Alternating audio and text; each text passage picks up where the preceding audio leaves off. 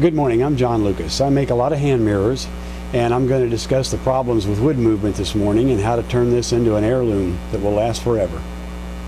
The first thing you have to do, of course, is decide on the size of the glass, and I found that all the glass is not equal. Some of them come in metric sizes, some in inches, but you need to measure it to find out what size it is. And then I cut my opening to be that same size, plus just a little tiny bit. As you can see here, the glass fits very snug. In fact, I'll have to use a suction cup to get it back out. What I want is just a little bit more, but not very much. The wood is going to move during the seasons, and I don't want the wood to break, so I'm going to undercut the opening to allow the wood to move around the glass. To undercut the opening, I like to use a detail gouge. It's a little thicker, doesn't chatter as much, but mostly it's the pointy tip. What we're going to cut with is the bottom lip. So what I do is I put the flute pointing straight toward me, and I get the bevel rubbing so it's not cutting. Then I push it straight in.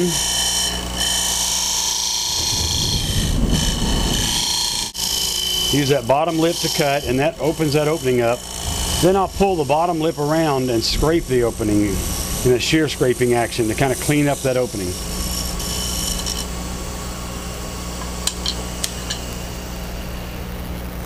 What that should do is it leaves the opening the same size, but now it's undercut in here so the glass has room to move.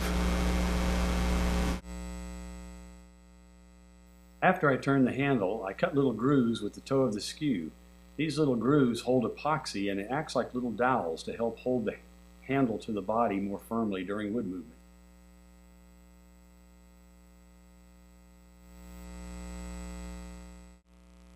Often while turning, it changes the grain of the wood, so the last thing I do is drill the hole. I rotate the wood until I find the perfect location for the handle.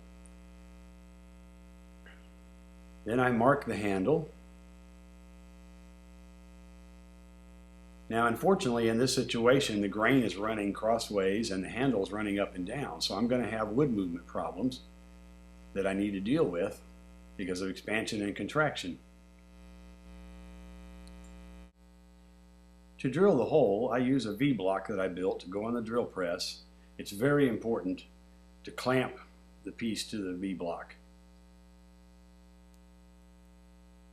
To score the inside of the hole, I use this little abrasive bit that I bought from Dremel. I believe they also sell them from Kutzall. And all I want to do is put some scratch lines on the inside. I don't want to enlarge the hole. I just simply want to go in there and put some little scratch lines. Those give it teeth so that it binds up with the handle when I insert the two.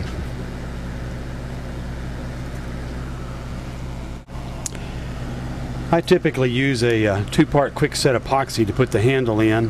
I'm not going to glue it right now for this demo, but I slide it in. I wipe off the excess with alcohol so that I don't have to clean it up later.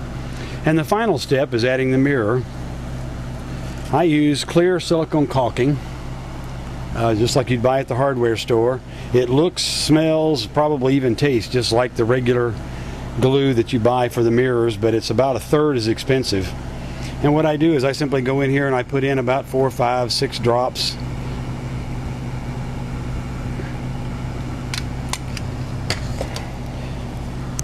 And then I drop the glass in, and you'll notice it just barely fits. So it looks really good that way, but if I ever need to get it out, if it's broken, it's fairly easy to chip out. And I found that this clear silicone caulking will last a very, very long time. I've tried other glues, and there's nothing I can find that works better.